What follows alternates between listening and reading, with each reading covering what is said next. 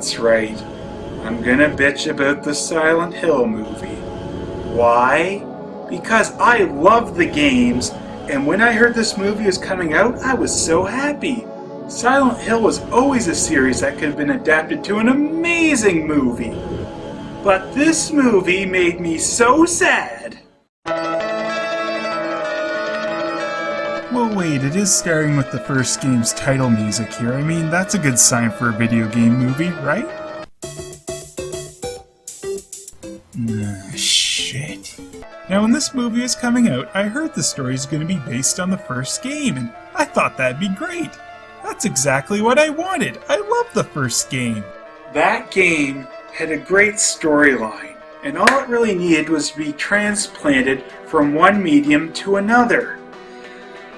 But, alas, no movie adaptation can be that simple, can it? And especially not a video game movie. Cheryl? Is that Cheryl? Nope! It's... Now, essentially, this character is Cheryl from the first game, and she has her counterpart, Alessa, waiting for her in Silent Hill. So why change the name from Cheryl to Sharon? It's a pointless change that didn't need to happen. Now you're probably thinking, well, if it's such a pointless change, why are you sitting there whining about it?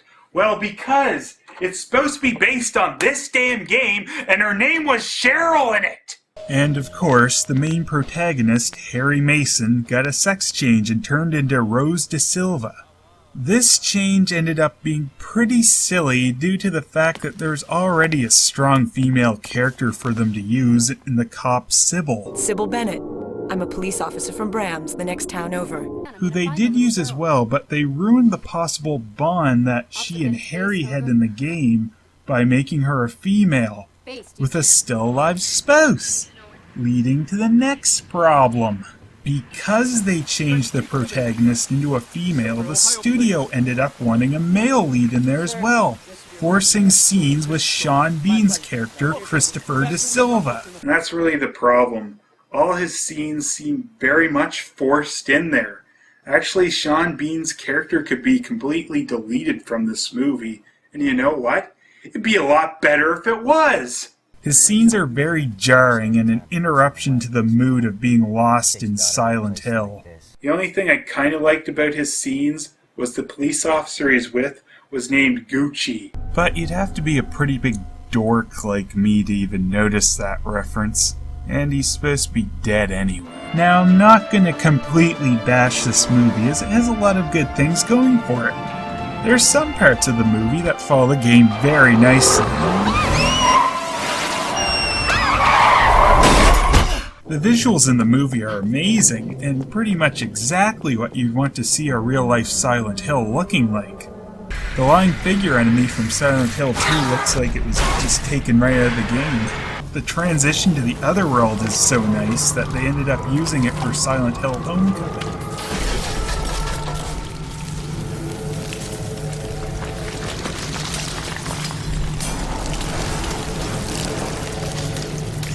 Although Homecoming ended up using a bit too much from this movie. Now in Silent Hill, there's 3 different dimensions to the town. There's the somewhat normal, regularly populated version, the almost empty version with thick fog and snow at times, and then there's the hellish dark version with steel grating everywhere, known as the Otherworld. Though for some reason in this movie they chose to make the normal version also abandoned due to an underground coal fire, which causes the change of... And it's snowing out, this time of year. ...to... Now, to me, one of the best parts of the movie is the immediate start with the protagonist chasing what looks to be their daughter into the alleyway, and it even throws some of the crazy camera angles the game threw at you at this point. What's going on here? However, Rose soon meets up with Dahlia Gillespie, and the character change she has gone through is one of the worst parts of this movie. Even her mother couldn't help. even though she loved her baby. Dahlia Gillespie.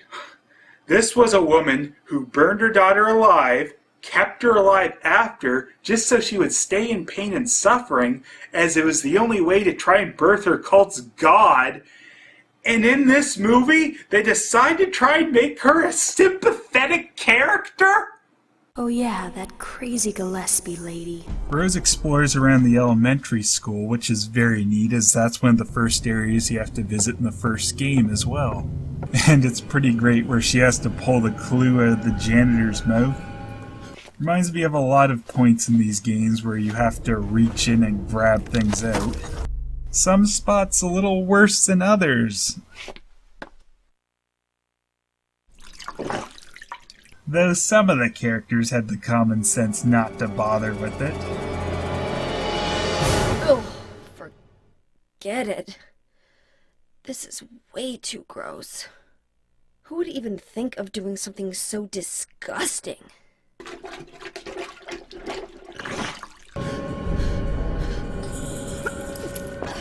However, we keep getting the Sean Bean interruption, which is very unnecessary, because they only show that they are in different dimensions of the town. Something we knew from his first scene in the town by the fact it doesn't look the same at all! Crazy old Pyramid Head, he's always good for a laugh. They used to say this place was haunted. I think they were right. I'm sorry, but if I just went through the transition to the other world, almost got my head whopped off by Pyramid Head, I think I might have a bit of a stronger reaction than that. Anyway, Rose and Sybil now meet up with Anna, who is from the messed up cult in the movie, which is another huge mistake. Have you seen this? It's a symbol of our unity. Symbol of our faith.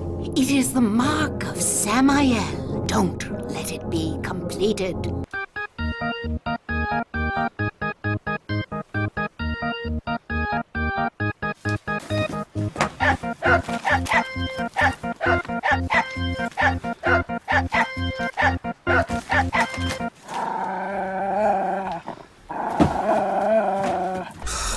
There are a bunch of cult members running around, which really ruins the solitary feeling of Silent Hill.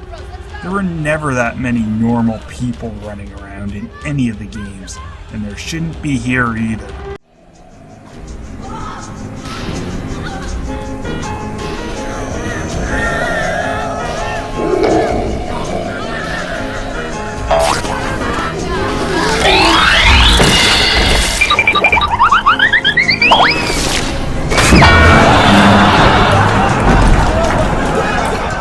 The cult is completely screwed up in this movie. Instead of trying to birth the evil into the town, they're actually against it.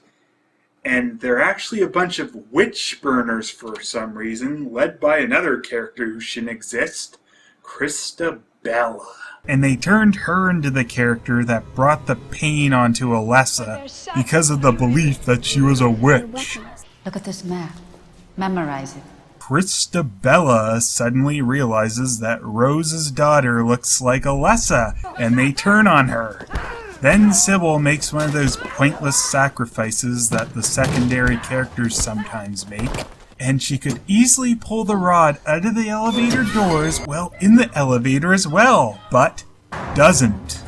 Then she also fires the gun so they know it's empty and proceed to beat her. To death?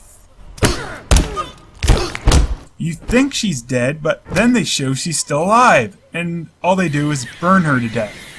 That was pointless. I think if she were to have died, it should have been more like in the game If You Don't Save Her, where she starts to get transformed by the town and Harry's forced to kill her. Makes more of an impact that way, I thought. Rose absorbs the dark part of Alessa and brings it into their church, and kills them all.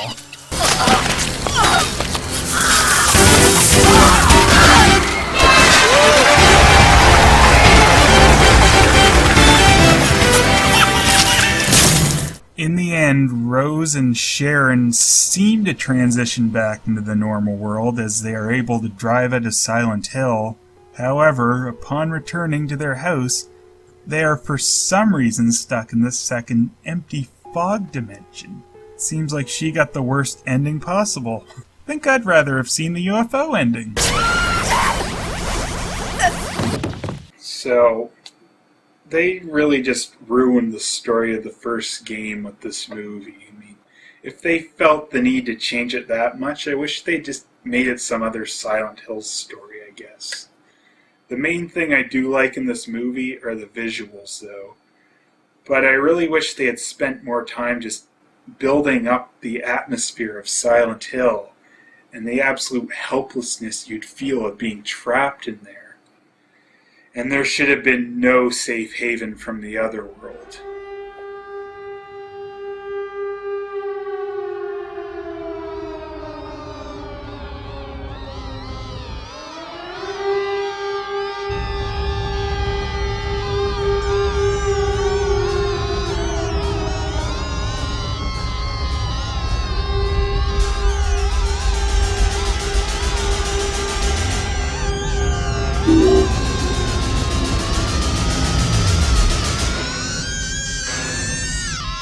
Oh, screw this.